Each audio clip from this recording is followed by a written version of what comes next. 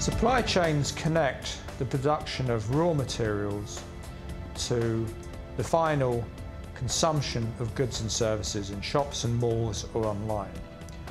They're both static but dynamic because you're talking about throughput of, say, steel, which comes from iron ore, which comes from coal, which goes into pots and pans, cars, steel girders for bridges and offices, through to the final sale at well-known high street shops, or again through internet sales.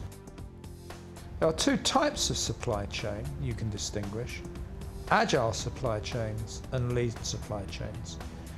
Lean supply chains usually are concerned with a single good, let's say a car. Car is made up of various parts, including tyres, wheels, steering wheels, even a music system. And in the case of automobile manufacturers or car manufacturers, they seek to shorten those lean supply chains so that the cost at each stage of production, from buying the steel to part manufacturers supplying them with steering wheels or wheels, creates greater value for them at less cost.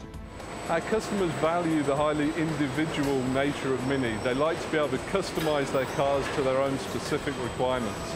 Right up until 7 days before the car goes into production, the customer can change his mind, for example, about the exterior color or the interior options. It means we have to be particularly flexible. Of course, we can't hold that volume of stock on site. We can't react from our stores in order to be able to build that variety. Our suppliers have to help us. They have to be just as flexible as we are, being able to supply to our customer requirements in the order that we call it. That means that they have to be able to call different production schedules and different production mix just as often as we do. That extends beyond the first tier suppliers, those who supply directly to us, in a domino effect extending back through an extremely complex and extended supply chain. If we take a high street shop like WH Smith, it's like an emporium of the whole earth. You have water, confectionery, books, pens, and perhaps even in the future, iPads. And they bring these goods together under one roof, so they're having to negotiate simultaneously a number of supply chains. Say it's from a water spring in deepest rural France to its bottling and shipping to its stores all over the UK.